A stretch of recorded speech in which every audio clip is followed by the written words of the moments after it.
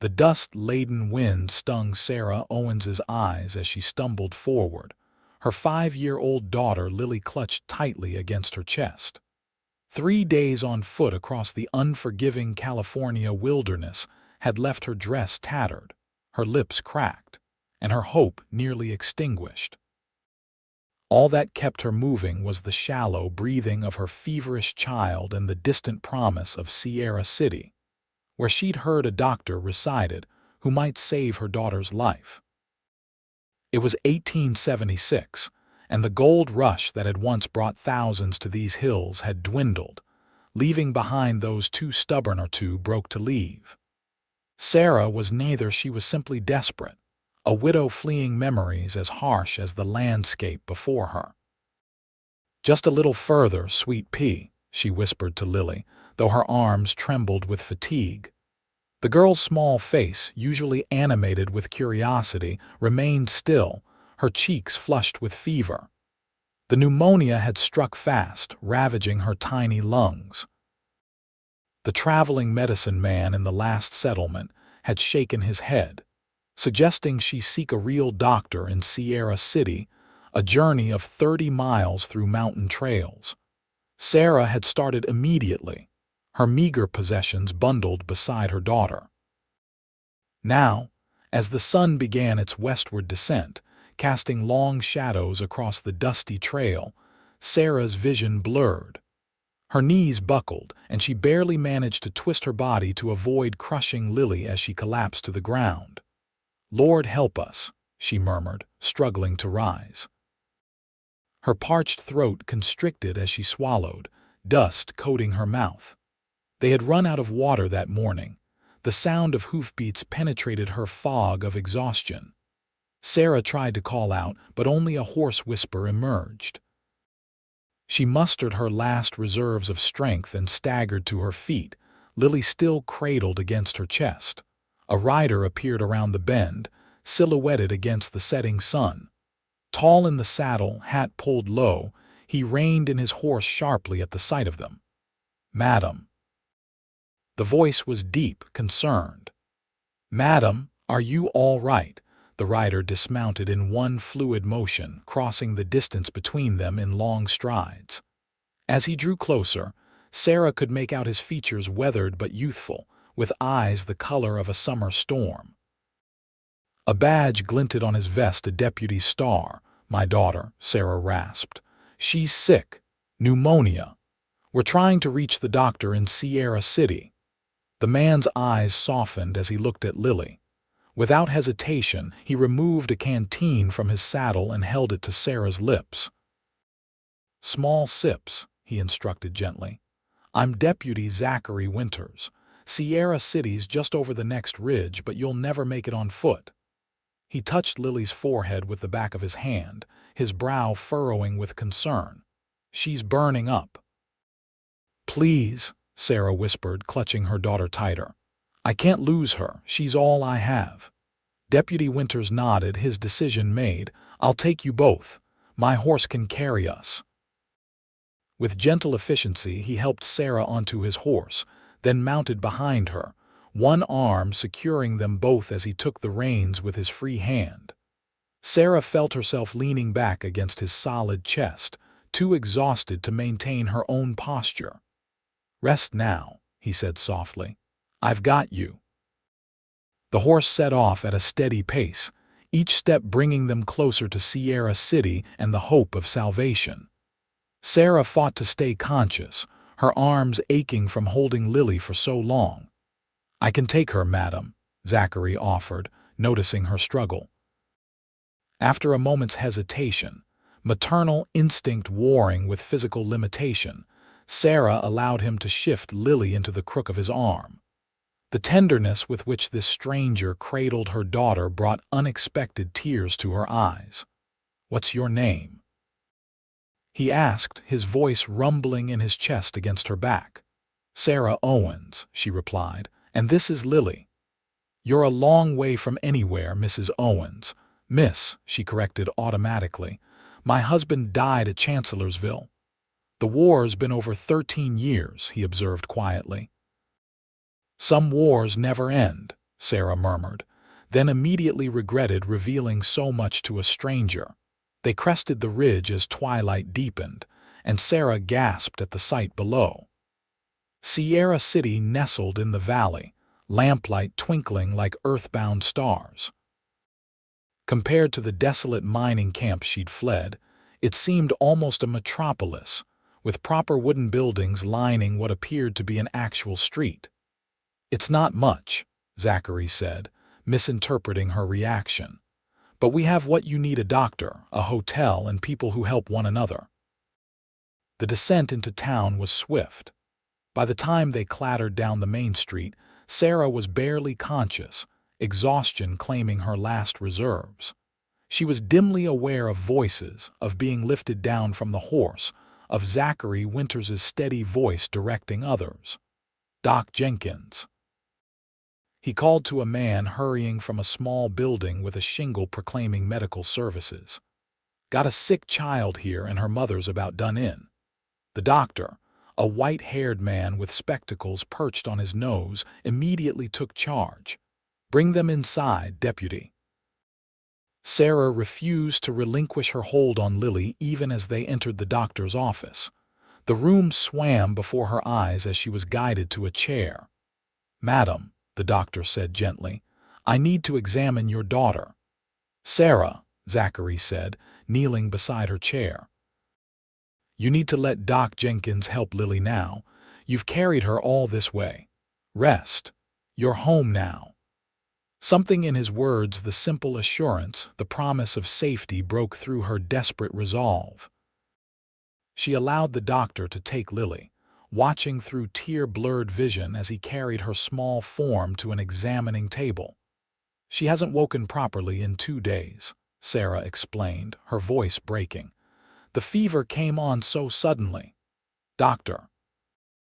Jenkins nodded, his experienced hands already checking Lily's pulse, her breathing, her temperature. "Deputy, get Miss Owens some water and something to eat. I suspect she's neglected herself while caring for her child."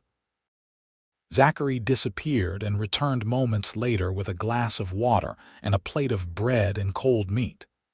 "Mrs. Henderson from the hotel sent this over when I told her about you too." Sarah accepted the water gratefully, but shook her head at the food. "I can't eat until I know. Your daughter has a severe lung inflammation," Dr. Jenkins interrupted, still focused on his examination. "But she's young and, from what I can tell, otherwise healthy. I've treated children who were worse off and seen them recover fully." He turned to face Sarah. "She needs medicine, rest, and proper care, all of which she'll get here." Relief washed over Sarah in a dizzying wave. "Thank you," she whispered. "How much will it? We'll worry about payment later," the doctor said kindly. "For now, you need to regain your strength." "When's the last time you slept, Miss Owens?" Sarah couldn't remember. The days had blurred together in her desperate journey. "That's what I thought," Dr. Jenkins said, interpreting her silence. "Deputy, take Miss Owens to the hotel. Mrs. Henderson has a room ready." "I'll keep the child here tonight where I can monitor her." Panic flared in Sarah's chest. "No, I won't leave her." Zachary's hand touched her shoulder. "The doctor needs to treat her, Sarah, and you need rest. You're no good to Lily if you collapse." "I'll send word immediately if there's any change," Dr. Jenkins assured her. "But the best thing you can do for your daughter right now is to recover your own strength." Logic warred with maternal instinct until, finally, Sarah nodded. She rose unsteadily and crossed to Lily, pressing a kiss to her daughter's hot forehead. "Mama will be back soon, sweet pea," she promised. Outside, the night air was cool against her flushed skin. Zachary offered his arm, which she took gratefully, her legs still unsteady. "The Henderson Hotel is just down the street," he explained as they walked. "Best place in town. Martha Henderson has a soft spot for folks in trouble." Sarah nodded, too exhausted for conversation. The hotel was a 2-story wooden structure, modest but well maintained. Inside, A plump, gray-haired woman waited, concern etched on her kindly face. "You poor dear," she exclaimed, taking Sarah's free arm. "Deputy Winters told me what happened. I've got a room ready with fresh linens and hot water for washing. You must be dead on your feet." Sarah allowed herself to be guided upstairs, Zachary following with her small bundle of possessions. The room was simple: a bed, a washstand, a chair, but to Sarah's weary eyes it looked like paradise. "Thank you both," she managed, sinking onto the edge of the bed. "Mrs. Henderson bustled about, pouring water into a basin and laying out a nightgown. "This was my daughter's," she explained. "She's married and gone to Sacramento now. You look to be about her size." Zachary set down Sarah's bundle and backed toward the door. "I'll check on your daughter and come by in the morning," he promised. "Try to rest, Miss Owens." After they'd gone, Sarah used the last of her strength to wash away the dust of travel and change into the borrowed nightgown. As she slid between clean sheets, her thoughts remained with Lily, but exhaustion claimed her before worry could keep her awake. She woke to sunlight streaming through thin curtains and the sounds of a town coming to life. For a moment, she was disoriented, then memory crashed back. Lily. She bolted upright, heart pounding. A knock at the door preceded Mrs. Henderson's entrance with a tray of food. "Good morning, dear. The doctor sent word your daughter had a restful night. The fever's still high, but she took some broth this morning." Sarah nearly collapsed with relief.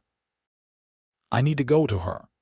"Eat first," Mrs. Henderson insisted, setting down the tray. "Doctor's orders. And Deputy Winters asked me to tell you he'll come by at 9 to escort you to the doctor's office." The breakfast eggs, toast, bacon, and strong coffee revived Sarah's strength considerably. She dressed in her travel-worn clothes, apologizing to Mrs. Henderson for their state. "Nonsense," the older woman said. "We'll see about getting you some proper things once you're settled. Sierra City takes care of its own." "But I'm not. You are now," Mrs. Henderson said firmly. "Deputy Winters seems to think so anyway, and that's good enough for me." Before Sarah could respond to this curious statement, another knock announced Zachary's arrival. He stood in the doorway, hat in hand, looking freshly shaven and somehow more approachable in the daylight. "Morning, Miss Owens. Ready to see your daughter," Sarah nodded, her heart quickening at the genuine warmth in his smile. As they walked the short distance to the doctor's office, Zachary pointed out landmarks: the general store, the assayer's office, the sheriff's station, the small schoolhouse. "It's a real town," Sarah mused, surprised by how established everything seemed. "Founded in '50 during the gold rush," Zachary explained.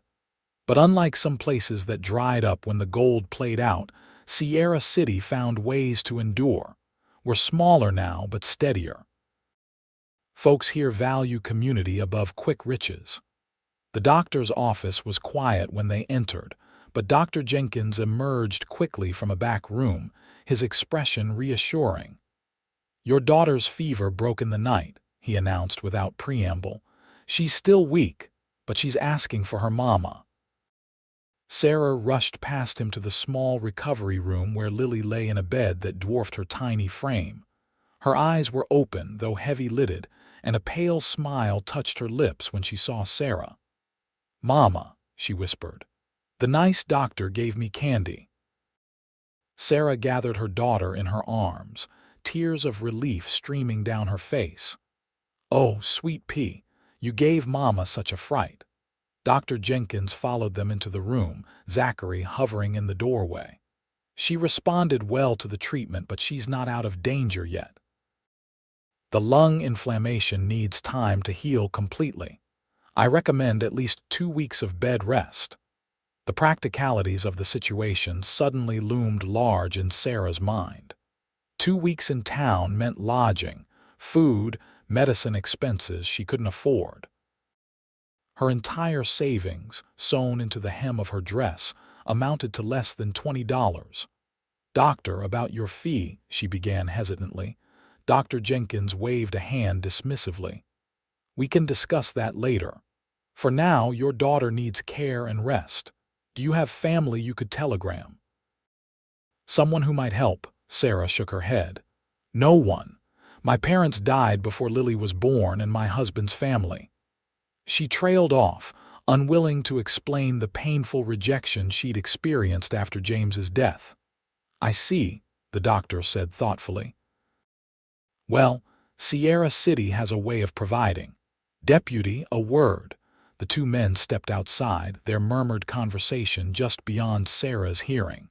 She focused instead on Lily, smoothing back her daughter's dark curls so like her own. "Where are we, Mama?"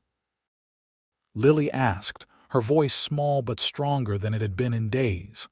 "A place called Sierra City," Sarah answered. "We're going to stay here while you get better." "Is the tall man with the star a sheriff?" "A deputy," Sarah corrected, smiling at her daughter's observant nature. "His name is Deputy Winters, and he helped us get here when you were very sick." Lily nodded solemnly. "He has kind eyes, like Papa in the picture." Sarah's throat tightened at the mention of James. Lily had been just a baby when he died, knowing him only through the daguerreotype Sarah kept wrapped in oilcloth in her bundle. The men returned, Dr. Jenkins carrying a small bottle of medicine. "Give her a teaspoon of this every 6 hours," he instructed. "It will help with the inflammation and keep the fever at bay." Zachary stepped forward, his expression resolute. "Miss Owens, I've spoken with the doctor and Mrs. Henderson. We've arranged for you to stay at the hotel while Lily recovers. The town has a fund for situations like this." Pride warred with necessity in Sarah's heart. "I can't accept charity," she protested, though her practical side knew she had no alternative. "It's not charity," Zachary insisted. "It's an investment in new neighbors. Besides, Mrs. Henderson mentioned she could use help with the bookkeeping at the hotel. She's been complaining about her eyesight making the numbers swim." Sarah hesitated. "I was a school teacher before I married. I'm good with figures." "Perfect," Zachary said, his smile warming his storm-gray eyes. "You can work when you're not tending to Lily, and that will cover your room and board." It was a gracious solution that allowed her to maintain her dignity while accepting the help she desperately needed. Sarah nodded, gratitude overwhelming her. "Thank you," she whispered. "I don't know how to repay such kindness." "Stay and make Sierra City your home," Zachary said simply. "We could use more good people." Over the next few days, a routine emerged. Sarah spent mornings with Lily, whose recovery progressed steadily under Dr. Jenkins's care. In the afternoons, while Lily napped, Sarah worked on the hotel's accounts, bringing order to Mrs. Henderson's chaotic ledgers.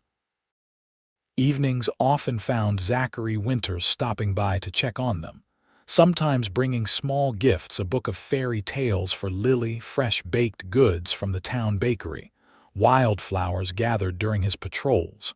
A week after their arrival, Lily was strong enough to move to the hotel. Mrs.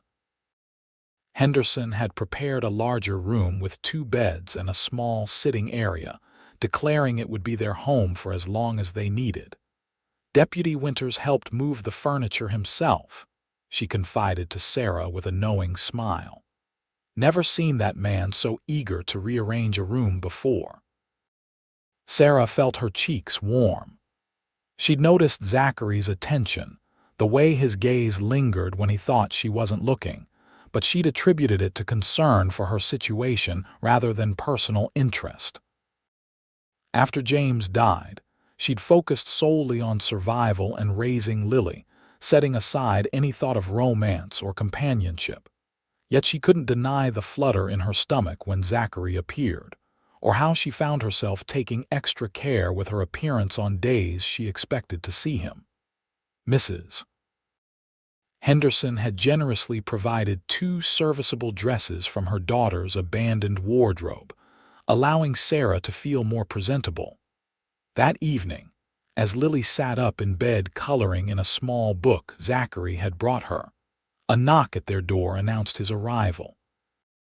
He entered with his usual smile, hat in hand, but there was something different about him, a nervous energy she hadn't noticed before. "Evening, ladies," he greeted them. "How's our patient today?" "Dr. Jenkins says I'm getting better every day," Lily announced proudly. "Look what I drew." She held up the book, displaying a childish but recognizable rendering of a horse. "That's fine work, Miss Lily," Zachary praised, sitting on the edge of her bed to examine the drawing more closely.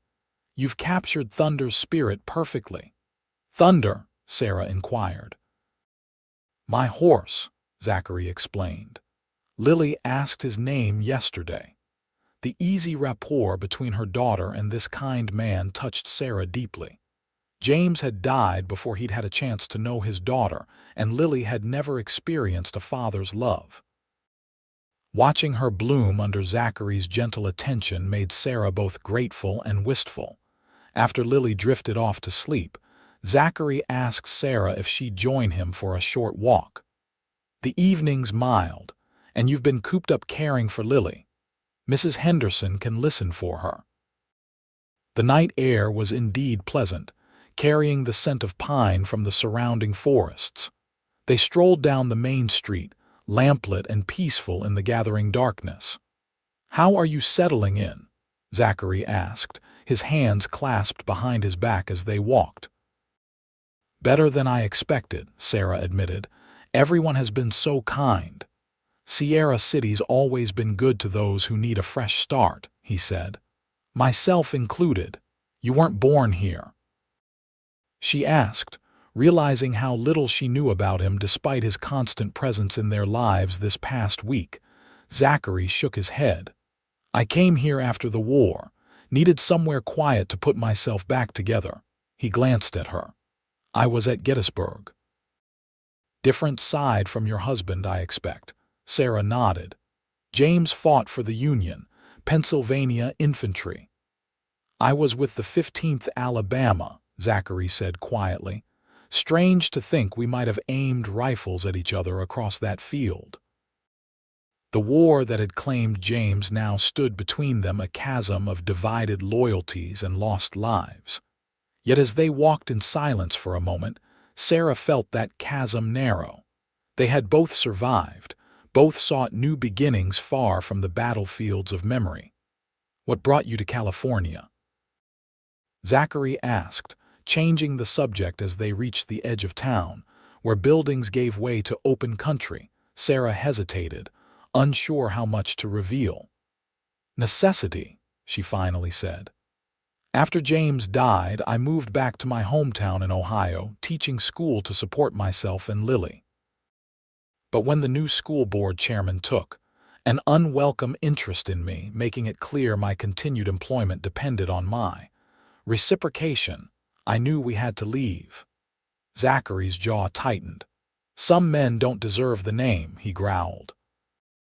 "I had a cousin who'd gone to California during the gold rush," Sarah continued.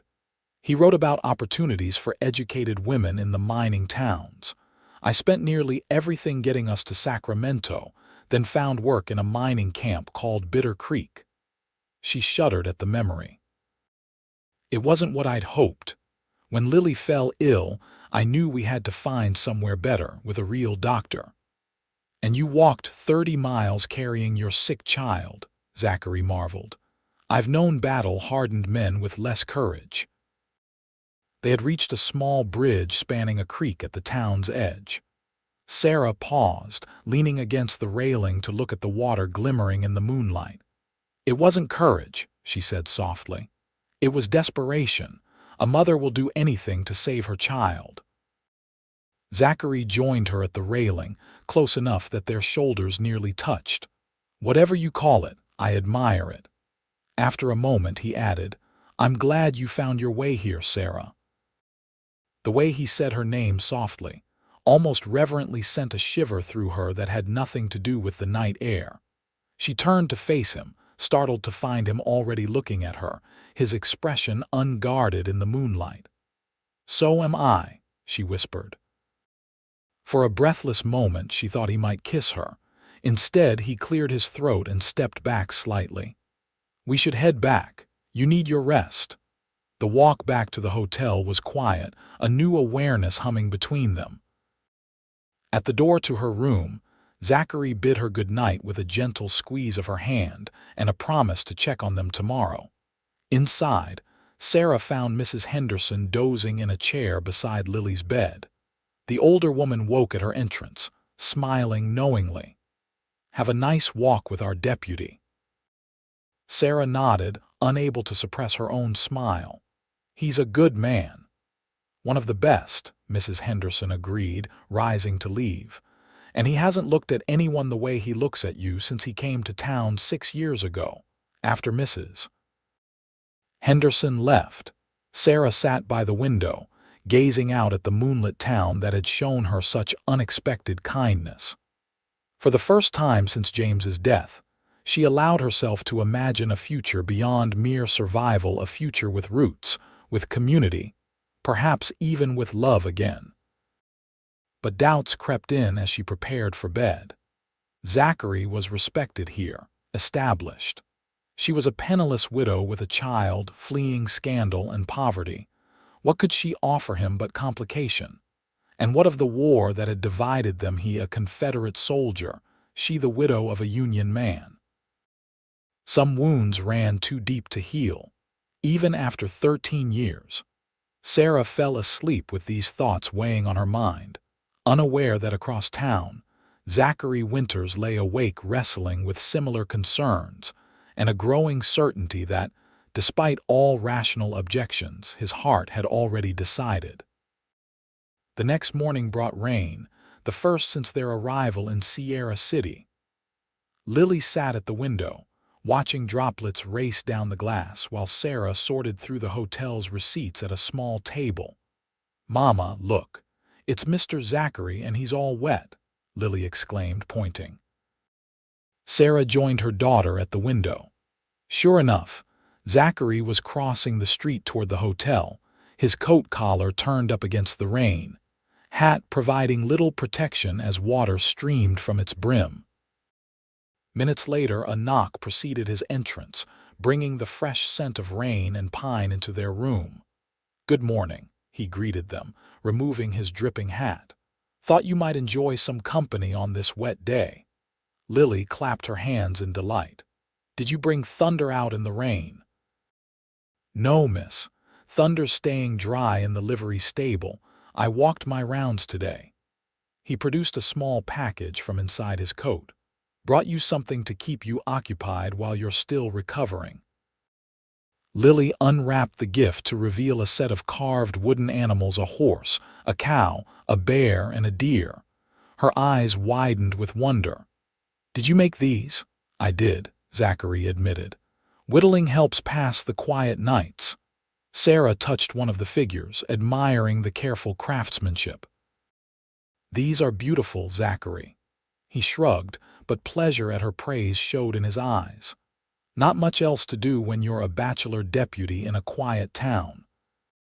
While Lily arranged her new toys on her bed, creating an imaginary forest for them, Zachary lowered his voice to speak privately with Sarah. "I've been thinking about your situation," he began, his expression serious. "Dr. Jenkins says Lily should be fully recovered in another week." "Have you given thought to what you'll do then?" The question had indeed been weighing on Sarah's mind. "Mrs. Henderson has offered to keep me on with the bookkeeping," she said. "And there might be an opportunity to help at the school. The teacher, Miss Daniels, mentioned she could use an assistant." "So you're considering staying in Sierra City?" Zachary asked, a hopeful note in his voice. Sarah nodded. "If we're welcome. Lily seems to be thriving here, and I—" She hesitated, then finished honestly, "I feel safe here for the first time in years." "You're more than welcome," Zachary assured her. "In fact, I wanted to tell you about a cottage that's available. It belongs to old Mrs. Mitchell, who's moving to Sacramento to live with her son. It's small, just 2 rooms, but it has a garden plot and it's near the school.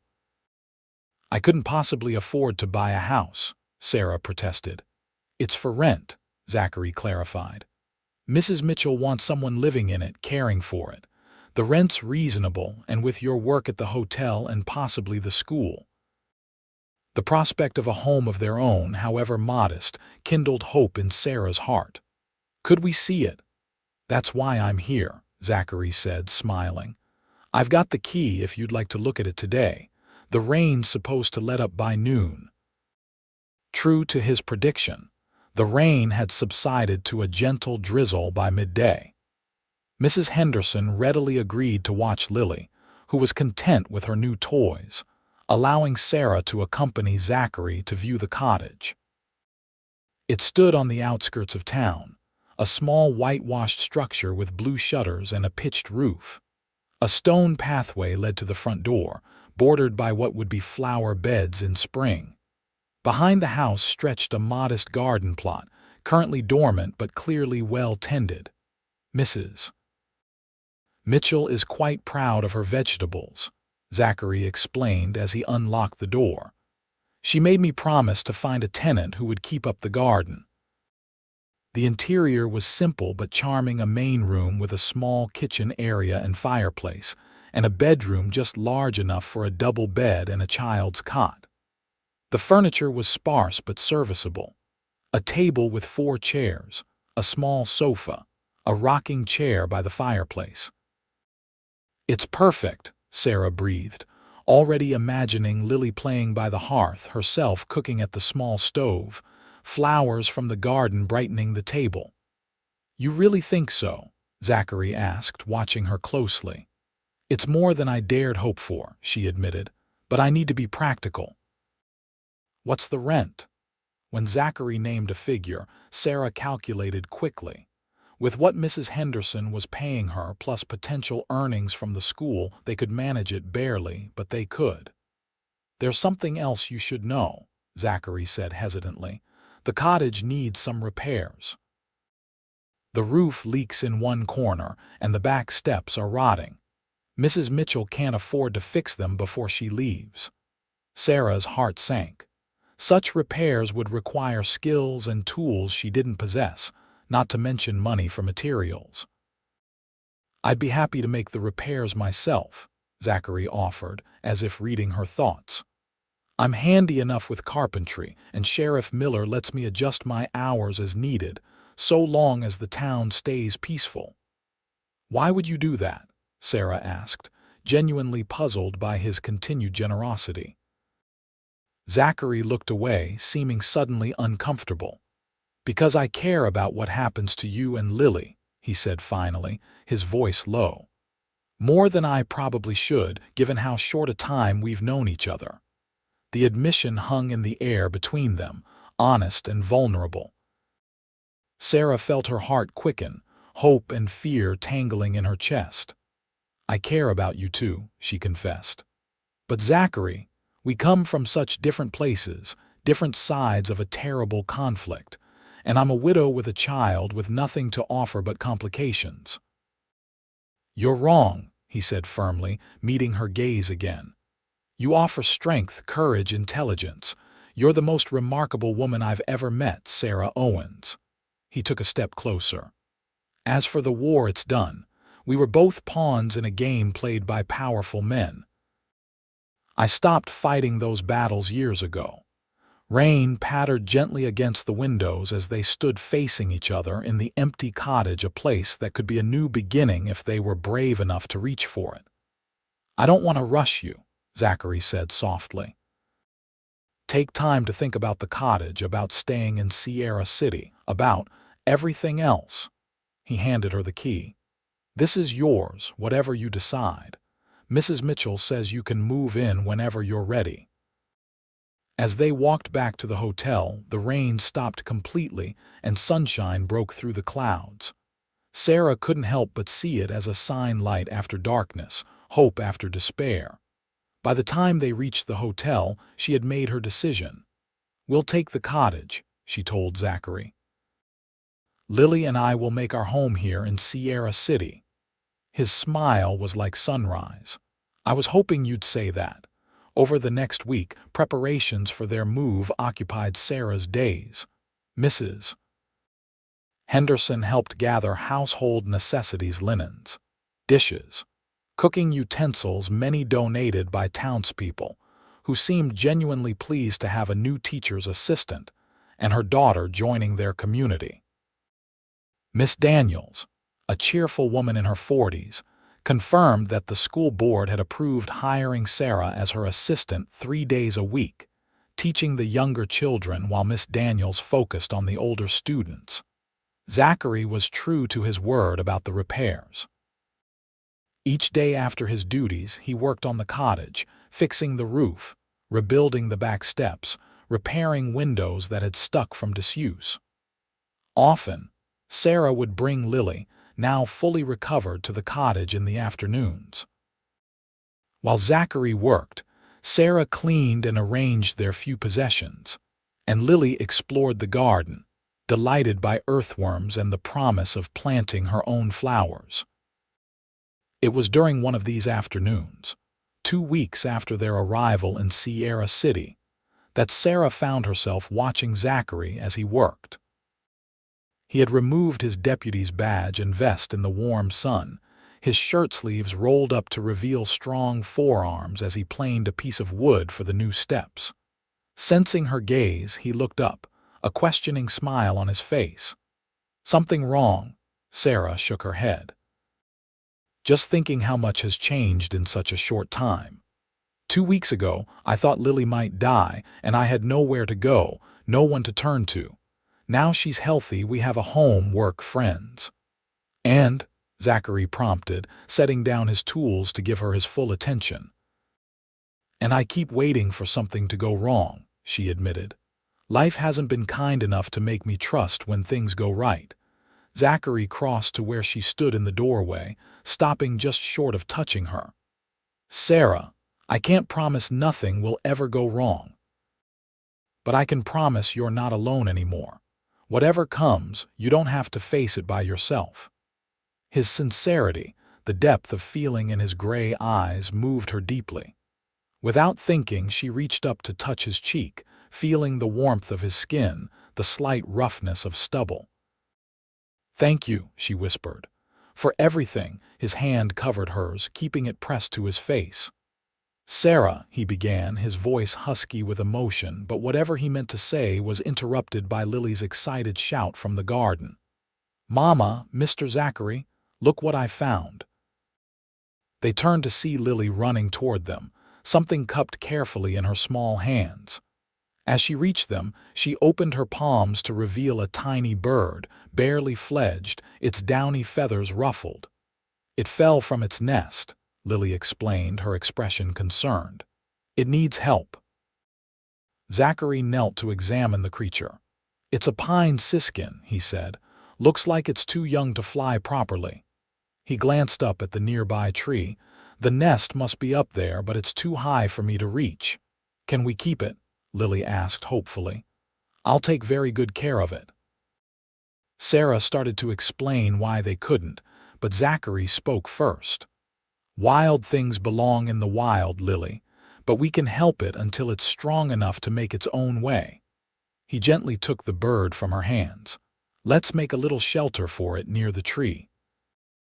We'll feed it and watch over it, and when it's ready it will fly away. Just like us," Lily said thoughtfully. "We needed help, and now we're getting stronger." Sarah felt tears prick her eyes at her daughter's insight. "That's right, sweet pea, everyone needs help sometimes." Together, they created a small shelter for the bird from a wooden box, lined with soft cloth. Zachary showed Lily how to mix bread crumbs with water to feed the fledgling, and promised to bring mealworms from the bait shop the next day. As they worked, Sarah observed the natural way Zachary interacted with Lily, patient with her questions, respectful of her concerns, guiding without commanding. He would make a wonderful father, she realized with a clarity that surprised her. The thought brought both warmth and trepidation.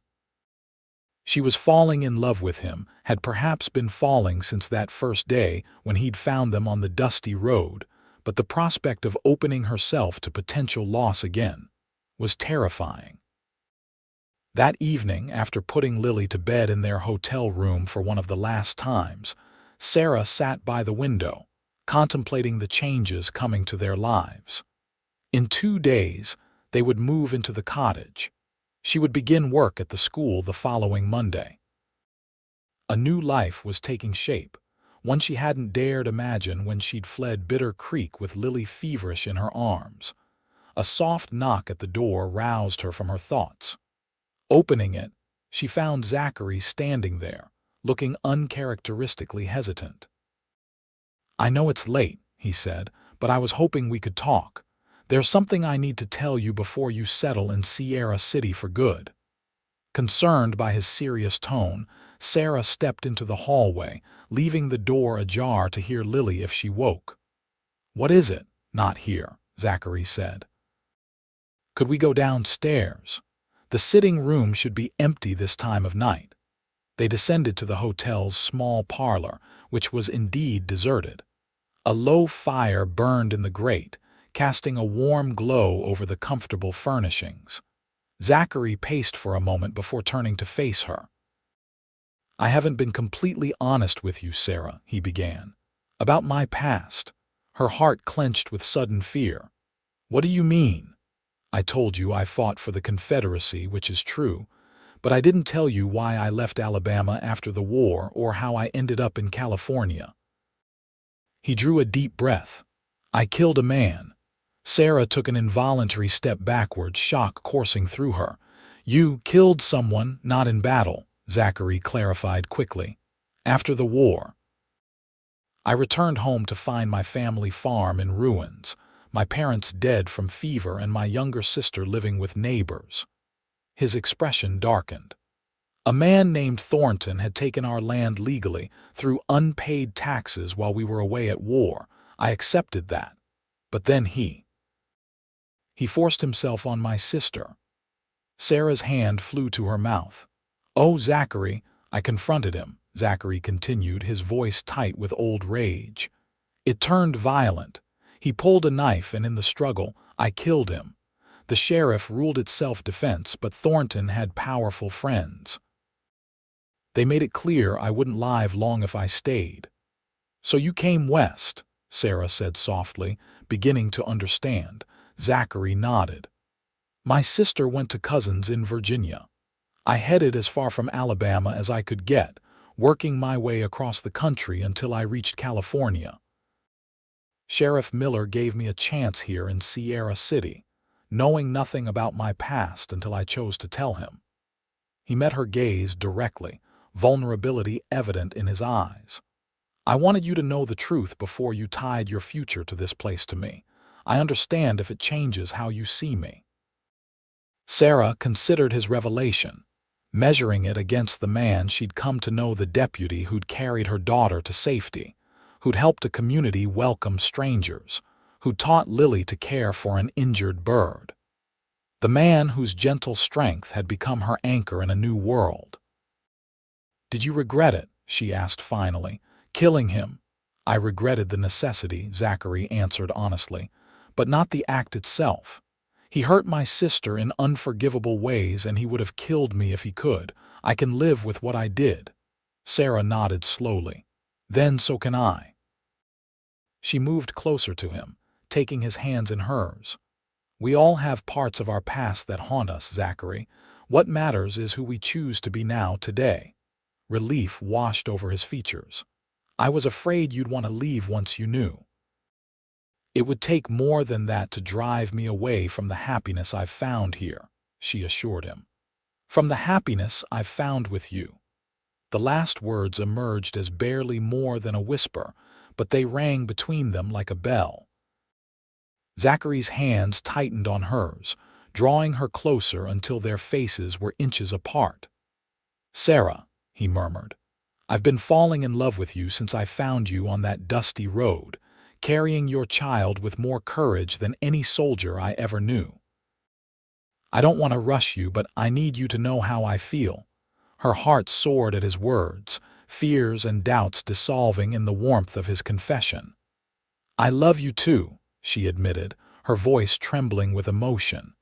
"It terrifies me how quickly, how completely I've come to need you. After James died, I promised myself I'd never be vulnerable like that again." "I can't promise nothing will ever hurt you again," Zachary said, echoing his words from earlier. "But I can promise to stand beside you through whatever comes, to love you and Lily with everything I am, for as long as I live." In the gentle firelight, with the world quiet around them, Sarah rose on tiptoe and pressed her lips to his. The kiss was tentative at first, then deepened as Zachary's arms encircled her waist, drawing her against him. It was a beginning, a promise, a declaration more profound than words. When they finally parted, both slightly breathless, Zachary rested his forehead against hers. "I should let you get back to Lily," he said reluctantly. Sarah nodded, though every fiber of her being wanted to stay in the circle of his arms. "We have time," she reminded him. "All the time we need." The following day dawned bright and clear. Sarah woke feeling lighter than she had in years, anticipation replacing the constant anxiety that had been her companion since James's death. Today, they would finish preparing the cottage. Tomorrow, they would move in. After breakfast, she and Lily made their way to their new home, finding Zachary already there, putting final touches on the repaired steps. His face brightened when he saw them, and Sarah felt her heart skip at the warmth in his eyes. "Good morning, ladies," he greeted them. "Ready for the grand tour of your completed cottage?" Lily ran ahead, eager to see the improvements. Sarah hung back, savoring a private moment with Zachary.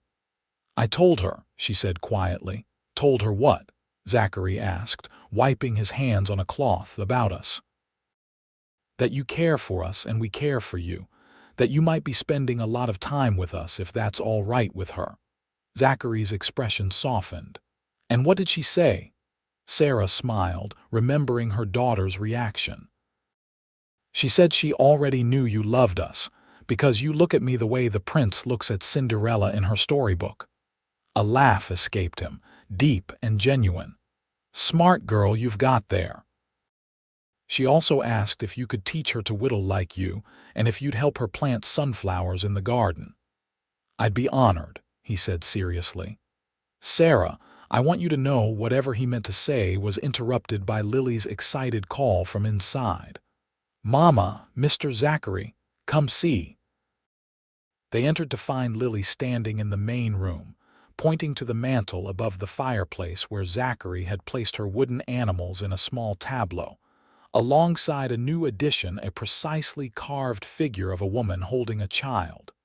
"It's us," Lily breathed. "You made us, Mr. Zachary."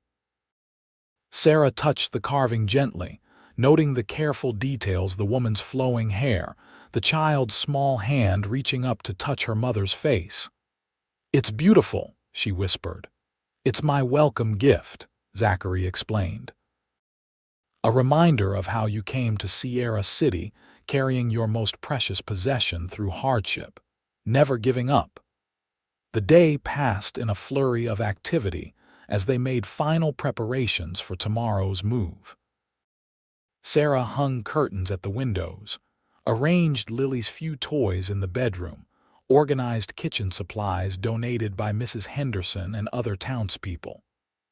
Zachary installed shelves, checked the stove's function, and filled the wood box beside the fireplace. Lily divided her time between helping inside and checking on the fledgling bird, which was already looking stronger, its feathers fluffing out as it grew. "It's going to fly soon," she announced confidently. "Just like us, Mama, we're going to fly too." Late in the afternoon, as shadows lengthened across the garden, Sarah stood in the doorway of the cottage, surveying what would soon be their home. It was modest by any standard, but to her it represented everything she'd longed for since losing James' security, community, the chance for Lily to grow up somewhere safe and nurturing. Zachary joined her, following her gaze. "Thinking deep thoughts," he asked softly. Grateful ones, she corrected. I never expected to find all this when I set out from Bitter Creek. I was just trying to save Lily. And instead you found a home. More than that, Sarah said, turning to face him. I found hope again. I found you. His eyes darkened with emotion. Sarah, there's something I've been wanting to ask you. He reached into his pocket and withdrew a small object, holding it in his closed fist. It might seem too soon, and if it is, I'll wait. I'll wait as long as you need, but I want you to know my intentions. Sarah's breath caught as he opened his hand to reveal a simple gold ring with a small pearl set in the center. It was my mother's, he explained. The one thing I brought with me from Alabama. I've carried it all these years, waiting for the right person to give it to. He took her hand, his expression solemn yet filled with hope. Sarah Owens, I love you. I love your daughter. I want to build a life with both of you, to be a husband to you and a father to Lily. Will you marry me? Tears blurred Sarah's vision as emotions overwhelmed her: joy, hope, a touch of fear, and above all, love for this man who had saved them in more ways than one. Yes, she whispered. Yes, Zachary, I'll marry you. He slipped the ring onto her finger, then gathered her into his arms, his kiss sealing their promise. When they parted, Sarah saw Lily watching from the doorway, her small face alight with happiness. Come here, sweet pea, Sarah called, extending her hand. Lily ran to them, and Zachary lifted her up so they stood in a circle, connected. Lily, he said seriously, I've asked your mama to marry me and she said yes, but I wanted to ask you something too. Would you allow me to be your pa, to love you and care for you like a father should? Lily studied him solemnly before breaking into a wide smile. Yes, please, I've always wanted a pa. Then that's settled, Zachary said, his voice thick with emotion. We're going to be a family. The following day, Sarah and Lily moved into their cottage, officially beginning their new life in Sierra City. Word of their engagement spread quickly, bringing a stream of well-wishers and gifts, preserves from Mrs. Henderson, a quilt from the ladies' sewing circle, books for Lily from Miss Daniels. Sheriff Miller arrived with a bottle of good whiskey and hearty congratulations. About time someone pinned down my deputy, he joked. Maybe now he'll stop volunteering for every extra patrol just to keep busy. The wedding was set for June, when the garden would be in full bloom and the weather reliable for an outdoor celebration. In the weeks that followed, Sarah threw herself into creating a home while beginning her work at the school. The children took to her immediately, especially the youngest ones, who loved her stories and gentle manner. Zachary continued his duties as deputy, but spent every free moment at the cottage, becoming a fixture in their lives. He taught Lily to whittle simple shapes from soft pine, helped plant the garden with vegetables and Lily's requested sunflowers, and spent evenings reading by the fire while Sarah sewed or prepared lessons. The fledgling bird grew stronger daily, its wings beating with increasing confidence as it tested them from the edge of its box. One morning in early May, as Lily checked on it before school, it suddenly took flight, circling the garden once before disappearing into the trees. It's gone. Lily cried, her expression a mixture of joy and sorrow. That's what we wanted, Zachary reminded her gently, for it to be strong enough to live its own life. Will it be all right out there? She asked anxiously. It will, he assured her. It's found its wings now, just like us. As spring turned to summer, the garden flourished under their care. Lily's sunflowers stretched toward the sky, and vegetables began to form on carefully tended plants. Inside the cottage, Sarah had created a true home, simple but welcoming, filled with the small treasures that make a house into a sanctuary. A daguerreotype of James sat on a small table, honored but no longer the central focus of their lives. June arrived with perfect weather, as if nature itself approved of their union. The wedding was held in the garden of their cottage, with the entire town in attendance.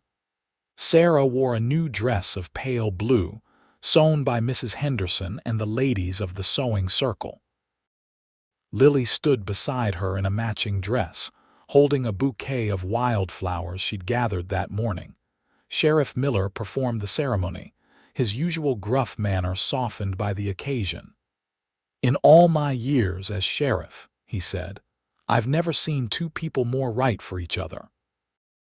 Zachary came to us broken by war and loss, and Sarah arrived carrying her child through dust and desperation.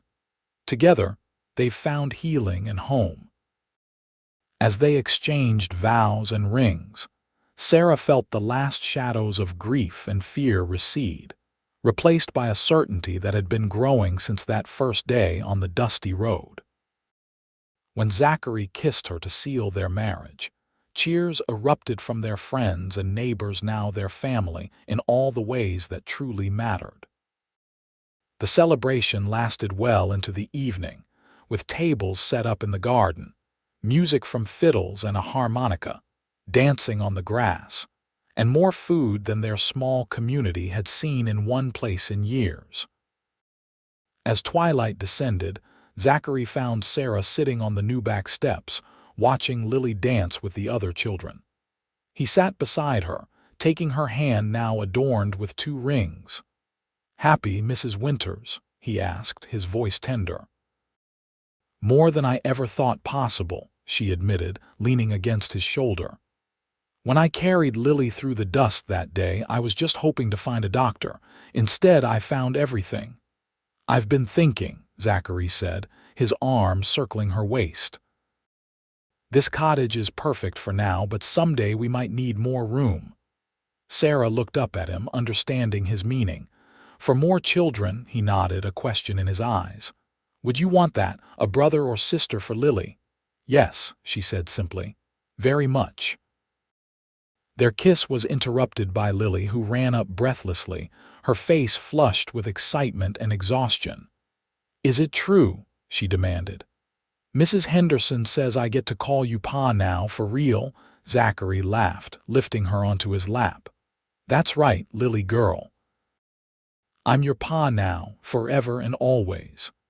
And we're a real family," she stated with satisfaction. "We are," Sarah agreed, her heart full to bursting as she looked at her husband and daughter, her family, complete at last. As night fell completely, lanterns were lit around the garden, casting a golden glow over the continuing celebration. Sarah, Zachary, and Lily stood in the doorway of their cottage, the 3 wooden figures now joined by a fourth, a tall man with a deputy's star, carved to stand beside the woman and child, completing the family.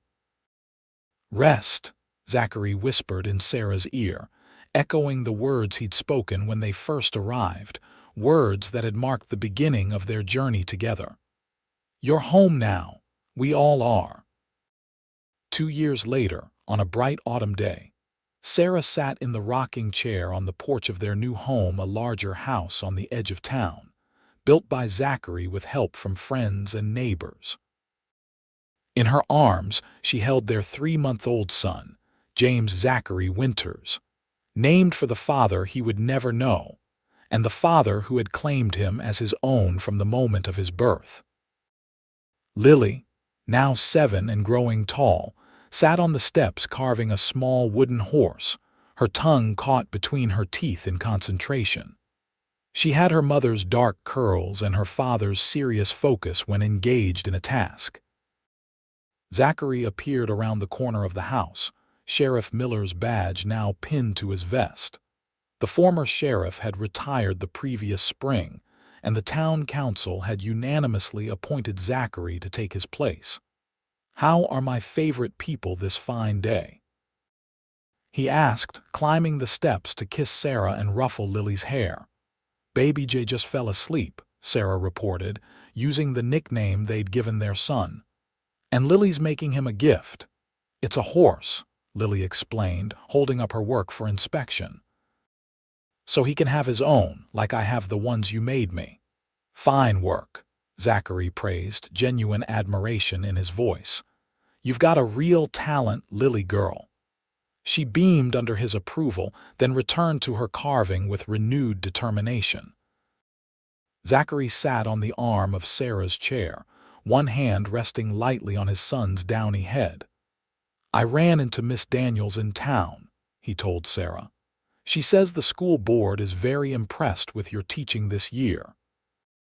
Sarah had taken over the youngest class entirely after the birth of Jay, working 3 days a week while Mrs. Henderson watched the baby. The children are doing well, she agreed. Even Tommy Wilson is finally reading. Miss Daniels thinks you should consider becoming the head teacher when she retires next year. Sarah looked up in surprise. Me? But I've only been teaching here 2 years. And in that time, you've transformed how the young ones learn, Zachary pointed out. The board has noticed. So has everyone else. The idea was both flattering and daunting.